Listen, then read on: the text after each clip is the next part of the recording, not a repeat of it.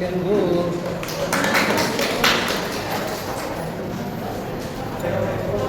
मी engineer Nitin Kumar Gajanan Khadke, संस्थापक अध्यक्ष सर्वज्ञ सेवा संस्था.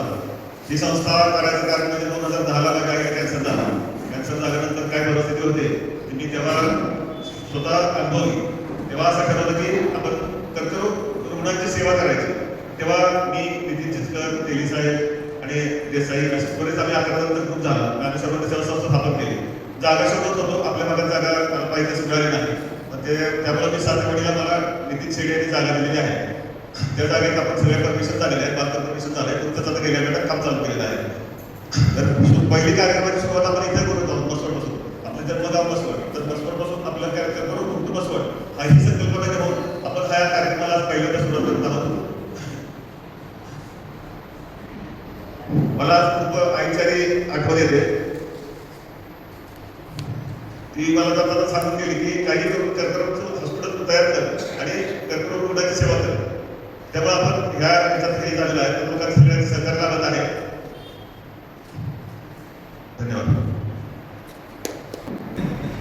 तर कॅन्सर या विषयावरती जेव्हा मी सुपर स्पेशालिटी करायचं ठरवलं तेव्हाच एक कविता मी केली. ही कविता मी म्हणून कवितेचं शीर्षक आहे रोज पाहतो मी चोळीकडे क्लेश. रोज पाहतो मी चोळीकडे क्लेश, वेदनांच्या प्रवाहात वाहणारं जीवन नाट्य. राहतो कुठे सोप्याचा लवलेश, उभं गेलेल्या आयुष्याची हरवलेली जीवनरेष. रोज पाहतो मी चोळीकडे, रोज म्हणतो देवा पुरे हा क्लेश. असू दे चिंतेचे उरलेले अपुरे अवशेष, कर कमलावर असू दे लांब जीवनरेष. रोज म्हणतो देवा पुरे हा क्लेश. दैवी उत्तराने केला मनात अचानक प्रवेश, मी नाही देत कुणाला यश. मनुष्य स्वयं फोडतोय स्वतःची जीवनरेष, देऊन व्यसन व्याधीला आपसुकच प्रवेश. मी नाही देत कुणाला यश, मी नाही देत कुणाला यश. तर या कवितेतून आपल्याला एक समजायला मिळतं का हा आजार सुरुवातीला जर निदानात आला तर हा पूर्ण बरा होऊ शकतो. नंतरच्या काळात त्याला बरं करणं फार कठीण. हा सैतान दबक्या पावलाने काही करत नाही. सुरुवातीला ज्याला आम्ही स्टेज 1 म्हणतो त्याच्यात कळ सुद्धा आहे. पाश्चात्य देशांमध्ये कर्करोगाचं प्रमाण आपलं एवढंच आहे, पण कर्करोगाने मरणाचं प्रमाण फार कमी. का? कारण ते लोक जागरूक आहेत. ते स्वतःची तपासणी स्वतः करून घेतात. आपण कार सुद्धा सर्व्हिसिंगला ठेवतो, पण स्वतःची सर्व्हिसिंग कधी करतो का? कधीच नाही. निर्जीव वस्तूची सर्व्हिसिंग होत राहते. गाडीची सर्व्हिसिंग, वॉशिंग मशीनची सर्व्हिसिंग, फ्रीजची सर्व्हिसिंग, टीव्हीची सर्व्हिसिंग, पण स्वतःची सर्व्हिसिंग ती कोण करणार? ती आपण करत नाही. पण पाश्चात्य देशात तसं नाही आहे.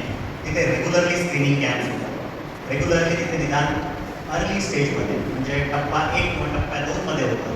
आणि म्हणून कर्करोगातून वाचण्याचं प्रमाण त्यांचं आपल्यापेक्षा जास्त आहे. एका स्टडीमध्ये असं ऑब्झर्वेशनमध्ये आलेलं आहे की आपल्याकडे जो कर्करोग होतो तो 80% 3ऱ्या किंवा 4थ्या टप्प्यामध्ये होतो. आणि पाश्चात्य देशांमध्ये 80% हा टप्पा 1 किंवा टप्पा 2 मध्ये जातो. आणि त्यामुळे पूर्णपणे बरोबरचं प्रमाण त्यांचं आपल्यापेक्षा कितीतरी जास्त. हा आजार आता नवीन तंत्रज्ञानामुळे 3ऱ्या टप्प्यापर्यंत पण बरा होऊ शकतो. पण 4थ्या टप्प्यात जेव्हा आजार पूर्णपणे वाढून गेलेला आहे, एका अवयवातून दुसऱ्या अवयवामध्ये पसरलेला आहे, अशा वेळेस याचा उपचार करणं किंवा त्याला पूर्णपणे शरीरातून बाहेर काढणं एक कठीण आणि बऱ्याचशा याच्या शक्य सुद्धा नाही. त्यामुळे या आजाराने मरण पावणाऱ्यांची संख्या वाढत चालली. म्हणून हे असे जनजागृती ही आम्ही करतोय. असा कोणता डॉक्टर असेल ज्याला कर्करोग न झालेला हवा आहे? आपल्या भारतातले डॉक्टर सगळेजण आम्ही म्हणून प्रयत्न करतो. मी नाशिकहून आलो कशासाठी? तर निदान लवकर झालं पाहिजे किंवा ज्यांना नसेल त्यांना हे खात्रीलायक सांगता येईल की हॉस्पिटल आपल्याची व्यवस्था नाही आहे. हे देखील महत्त्वाचं. जर आपल्याला कर्करोग मुक्त मसवड करायचं असेल तर आपल्याला अज्ञानमुक्त मसवड, भयमुक्त मसवड आणि संशयमुक्त मसवड करावं.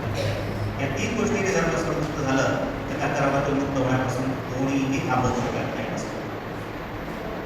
या 3 गोष्टी लक्षात असतात.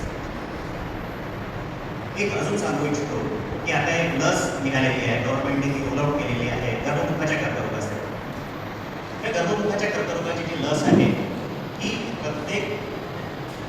योग्य आहे 9 वर्षाचे 13 वर्षापर्यंतच्या मुलींनी हे घ्यावं.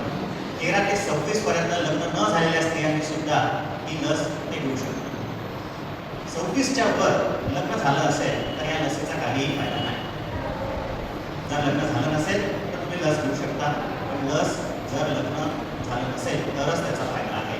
आणि या लसीमुळे कुणाही काही त्रास होत नाही.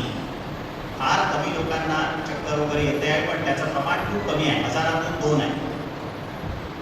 पण त्यासाठी बाकीच्या 998 स्त्रिया ज्या गर्भमुखाच्या कर्करोगापासून मुक्त होतात आहे त्याचा विचार करा. या लसीचा सगळ्यांनी फायदा घ्यावा असं मी सांगेन.